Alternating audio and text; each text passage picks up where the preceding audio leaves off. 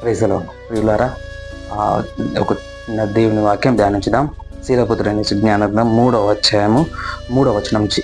తండ్రిని గౌరవించువాడు తన పాపములు ప్రాయశ్చిత్తం చేసుకున్నట్లు, తల్లిదండ్రులను గౌరవించువాడు సన్మానించువాడు తన పాపములు దేవుడు క్షమించునంట. తల్లిదండ్రులను గౌరవించువాడు సన్మానించువాడు తన ప్రార్థన దేవుడు ఆలకించునంట. తల్లిదండ్రులను ఆదరించువాడు దీర్ఘాయుష్మంతుడగును. తల్లిని సంతోషపెట్టేవాడు దేవునికి విధేయునట్టు. తల్లిదండ్రులను చూసుకున్నవాడంట దేవునికి విధేయుడన్నట్ట. తల్లిదండ్రులను సన్మానించేవాడు గౌరవించేవాడిని పాపను క్షమించేవాడు మన ప్రార్థన ఆలకించబడును. ప్రియ సహోదరి సహోదరులారా, ఈ రోజులలో మన కుటుంబాలు దీవించబడాలన్నా, మన యొక్క పాపం క్షమించబడాలన్నా, మన ప్రార్థన దేవుడు వినాలన్నా కానీ మనం మొదటిగా చేయవలసింది ఏంటంటే మన తల్లిదండ్రులను గౌరవించాలి, సన్మానించాలి. ఈ రోజులలో ఈ మోడర్న్ వరల్డ్లో వస్తువులను ఏ విధంగా అయితే వాడుకొని వదిలేస్తున్నామో అదే విధంగా తల్లిదండ్రులను కూడా వారి అవసరతను తీరిపోయిన తర్వాత వాళ్ళను అనాథాశ్రమంలో పడివేయడం, వాళ్ళను వృద్ధాశ్రమంలో పడివేయడం, రోడ్డును వదిలేసిపోయడం ఎంతో ఘోరంగా ఈ సమాజం మారుతుంది. ప్రియ సహోదరి సహోదరులారా, మన యొక్క సాంప్రదాయాలు అన్ని మత గ్రంథాలు బోధించేది ఒకటే, మాతృదేవోభవ పితృదేవో ఆచార్యదేవోభవ, తల్లిదండ్రులను దైవముగా కొలిచే దేశము మనది. ప్రియ సహోదరు, కానీ ఈ రోజులలో ఈ యొక్క యుగంలో ఎలా ఉందంటే వాడుకొని వదిలేస్తున్నారు. తల్లిదండ్రులను వాళ్ళతో భార్య మాట విని, పిల్లల మాట విని కావచ్చు, కొడుకుల మాట విని కావచ్చు, తల్లిదండ్రులు రోగం మీద పారేస్తున్నారు. కానీ దానికి ఫలితముగా దేవుని వాక్యం సెలవిస్తుంది. 3వ అధ్యాయము శీలపుత్రుని జ్ఞానగ్రంథం 9వ వచనం. తండ్రి ఆశీస్సు వలన తండ్రి దీవిస్తే వారి యొక్క గృహములు దీవించబడను, వృద్ధి చెందుతాయి. కానీ తల్లిదండ్రులు శాపముల వలన పిల్లల కొంపలు కూలిపోవు.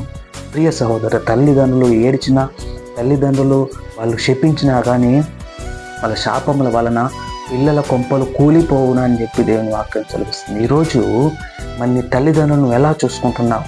దేవుడు నీ ప్రార్థన ఆలకించాలన్నా, నీ కుటుంబాన్ని దీవించాలన్నా, అభివృద్ధి పరచాలన్నా నీవు నీ తల్లిదండ్రులు బట్టి వ్యవహరిస్తున్న శీలిని బట్టి దేవుడు నీ కుటుంబాన్ని దీవిస్తాడు, నీ ప్రార్థన ఆలకిస్తాడు.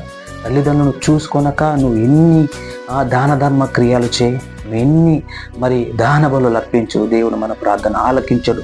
ప్రియ సహోదరి సహోదరులారా, అదే విధంగా ఎఫెసీయులకు రాసిన లేఖ 6వ అధ్యాయం 2వ వచనంలో నీ తల్లిదండ్రులను గౌరవింపుము అనున్నదే వాగ్దానంతో కూడిన ప్రథమ ఆజ్ఞ. ఇది పౌలు గారు చెప్తున్నాడు. ఇదే ప్రథమ ఆజ్ఞగా ఉంటుంది. ఏంటి? నీ తల్లిదండ్రులను గౌరవింపుము, అప్పుడు నీకు క్షేమం కలును. కుటుంబాలకు మనకు క్షేమం కావాలంటే ఫస్ట్ మన తల్లిదండ్రులను గౌరవించాలా. అప్పుడు నీ భూయందు చిరకాలము వర్ధిల్లెదవు, అభివృద్ధి పరచెదవు.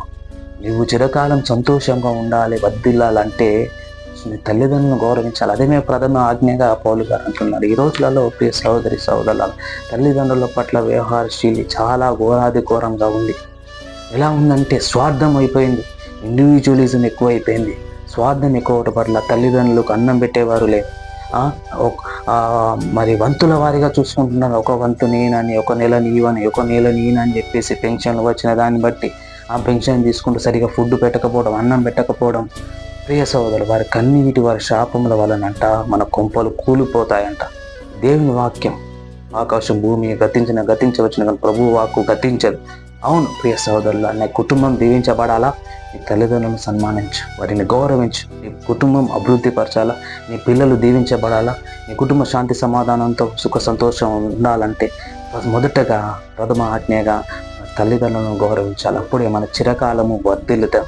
మన ప్రార్థన దేవుడు అప్పుడు ఆలకిస్తాడు. కావున ఈరోజు ఆత్మ పరిశీలన చేసుకున్నాం. నీవు నీ తల్లిదండ్రులను ఎలా చూసుకుంటున్నావు? దానిని బట్టి నీ కుటుంబం దీవించబడుతుంది. Praise the lord. God bless you all.